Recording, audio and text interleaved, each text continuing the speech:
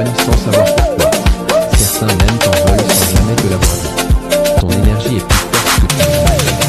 Et dans un monde qui vibre à la surface, ceux qui portent une lumière profonde deviennent vite des anomalies. Dans cette vidéo, je vais te dévoiler 10 signes que ton aura est trop puissante et que tu ne le sais même pas. Carl Jung l'avait compris. Ce que tu ignores de toi finit toujours par gouverner ta vie. Reste jusqu'à la fin, car ce que tu vas entendre pourrait expliquer bien des choses que tu n'as jamais vues. Depuis l'Antiquité, les sages ont toujours su qu'un être humain pouvait rayonner bien au-delà de son corps physique. Les Égyptiens parlaient du Ka, une force invisible qui entourait l'individu et témoignait de sa puissance intérieure. En Inde, on l'appelait Prana.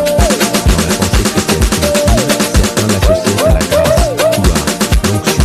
Plus récemment, Carl Jung, sans employer le mot aura, décrivait ce phénomène comme l'expression vivante de l'inconscient individuel et collectif.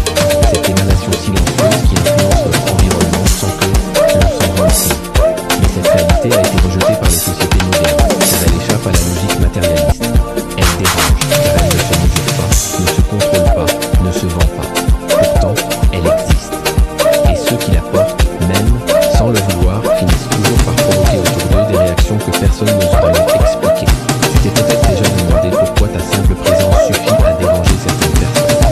Sans parler, sans agir, tu provoques des réactions. Des silences, des tensions, des jugements sans fondement. Ce n'est pas toi qui le rejette, c'est ce que tu dégages, ton aura. Elle agit à un niveau que peu comprennent, mais que beaucoup ressentent, et parfois violemment. Dans un monde qui préfère l'illusion, ceux qui rayonnent deviennent vite une menace. Voici 10 signes que ton aura est trop puissante, et que tu l'ignores encore. Commençons par le premier signe. Tu déranges sans rien faire. Tu entres dans une pièce et tu sens que quelque chose se fige. Tu ne sais pas vraiment pourquoi, mais tu le ressens. Ce n'est pas une paranoïa. Ce n'est pas une impression vague. C'est une donnée silencieuse que ton corps perçoit avant même que ton esprit ne l'analyse. Les regards s'ajustent. Les conversations changent de ton. Certains se taisent, d'autres deviennent nerveux, brusques, sur la défensive.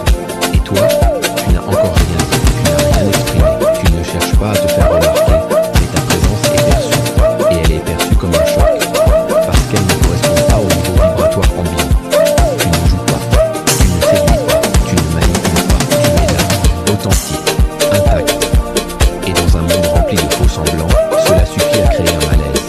Ton aura agit comme un miroir. Elle ne flatte pas l'ego, elle ne confronte, elle ne rassure pas les illusions, elle les expose. Et certains ne peuvent pas les supporter. Ton calme devient une menace pour ceux qui vivent dans l'agitation. Ton silence devient une attaque pour ceux qui se définissent par le bruit. Ton regard devient insoutenable pour ceux qui fuient leur propre reflet. Et toi tu ressens cela profondément, mais tu n'en comprends pas toujours l'origine.